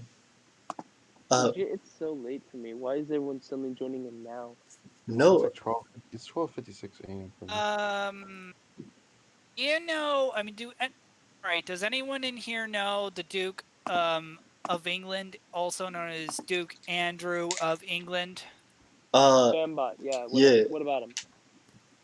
Know him? Whoa, what was that? He just left. No, he was. Bye, Dalek. Oh, see you, man. All right. So what were you saying, Dan? That you cut out. Hold on. Let me see if I. All right. I was asking if anyone knew. Duke Andrew of England. Also, Spambot. I've actually seen this person in particular on Facebook, as well as on a micronational group on Facebook. Mm-hmm. I mean, that's something that I'm kind of Facebook? yeah, that's how I kind of know Andrew Carl Carter. That's what he goes by. Let's not talk Did you negative just about him dox because we Spambot? shouldn't talk negative at all. Absolutely. From what I heard. No, it's not. It's not. I'm not talking negative. It's just a nickname. Just saying. I'm just saying in general. No, I Yeah, I think don't that's talk fair. down to people, my guy. Also, shout out to Andrew Carl Carter. No, absolutely. Shout out to him. Like I said, he was like our first Patreon supporter, and I really appreciate that. I think. The OG. Good. That's good. Mad respect. No, absolutely. Also, nice. Turns out I said something about supporting like his military, like actually getting him Nerf blasters for his military. Since No. Nerf blasters are relatively easy to get, and well, there's less restrictions on them, and not to mention that was what my Nerf military was going to be. That was what my micronational military is going to be using. That's exactly what my military is going to be using. Now let me ask you this: if you get pulled over by the cops and you got like 800 Nerf guns in your car, do they get like nervous? Because they're like it's I don't Nerf know. guns, but You like bring out the Thunderbolt, they're gone. They have to leave. yeah, they say, "Oh, I'm sorry, we'll turn around." I've never been pulled over with a Nerf blaster on me before, so really I can't honestly say. You just got it tucked in your waistband, like do something. I get pulled Well, over with an no, airsoft I gun. mean, in particular, I mean, sometimes every now and then I carry a Nerf blaster on me, but it's mostly a Nerf Fire Strike, like a battle camo Nerf Fire Strike. Okay, so you got Um, like your dedicated sidearm with you. You You figured it got to out. keep yes, that heater on, or you're gonna be caught lacking. yes, I know. I can However, help the out. reason why my micronation hasn't been started yet is because for some reason it's been lagging behind in terms of funding. I mean, I have come farther than what most people would. Like I already have like the laws all thought out and so forth. The only problem is I literally have to just say what government type it has. Like I know it's not, I mean, I know it's going to be mostly a democracy for the most part, but except for like the president's not really electoral. It's not really an electoral position, unfortunately, but however the president has to literally be appointed in a position. No, I know but that might sound. oh, I'm You were sorry. saying?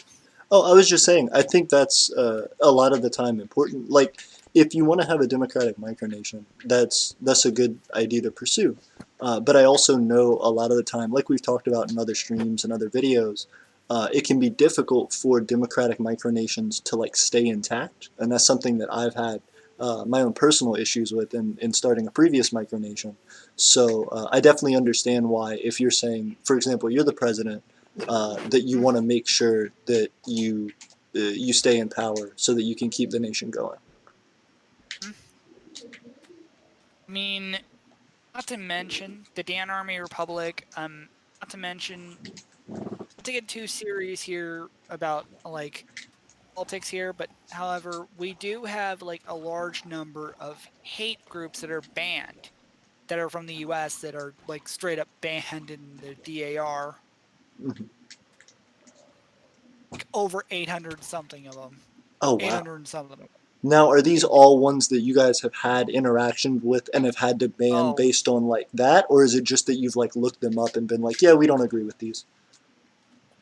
we've actually legitimately looked them up, and actually, basically, we took most of the information from the Southern Poverty Law Center. So we're not going to be putting up with hate groups who are going to come in and actually try and spread hate and try to destroy the Dan Army Republic because, well, Dan Army Republic is anti towards racism as a whole, I Absolutely. should hope so. and not to mention bullying and so forth. Yeah, Absolutely. that's Oh, It's good that you guys have um, taken like a proactive stance on it, though, for sure. yeah, okay, a deleted message from Andrew Carl Carter, aka Duke Andrew of England, said, "I am not Andrew Carl Carter no more." Okay, He's and I not. don't know what it said. It's just how that's the name I knew him by. Um, I First off, I'm sorry. I Duke have to Andrew. I have to respond real quick to the chat. Thirsty Boy asked a while back, "Can I be a citizen?" And I felt like that was an important one to catch. So yes, you can absolutely be a citizen. There are two requirements. One of two that you can either choose to do. You can either donate to our Patreon, or you can contribute in some way to helping us make money through like work, whether it's through making content for the channel, whether it's making stuff for the nation. If you're on our Discord, hit me up and we can talk more about that. We also have a a citizenship application, which you can fill out. And if you do, I'll immediately start looking at it and start getting in touch with you about it. So hit me up and we will get that figured out if that's what you want. Also, Evan, thank you very much for your support, saying once I put money on my phone, I'm going to donate so hard because you're helping keep the channel alive. Hey, also, Alan Emanuel just subscribed to us. Thank you, Alan. Also, I think it's better to call Duke Andrew by just Duke Andrew out of respect. So that's exactly what we're going to do. It's exactly what I'm going to do now. I don't want to make him upset. Fair enough. Fair enough. As well, guys, I do want to bring this up. I hate to cut the stream, especially since we just got like a whole bunch of people donating. But my dad got home like 30 minutes ago, and tonight's my last night I get to hang out with him before I have to go back up to our northern territory. What are you doing here? Go So, visit your family. yeah, that's what I'm saying. I'm about to head out and spend the rest of the night with him. So I hope y'all have a good night. Thank you to everyone who has watched. Thank you to everyone who subscribed. And thank you to everyone who donated, because this is a really big deal. And every cent is going to be put back into this. So thank you guys so much. And I will see you very, very soon. Peace, guys. You guys. Good night. Good night. Subscribe and click the bell for post notifications.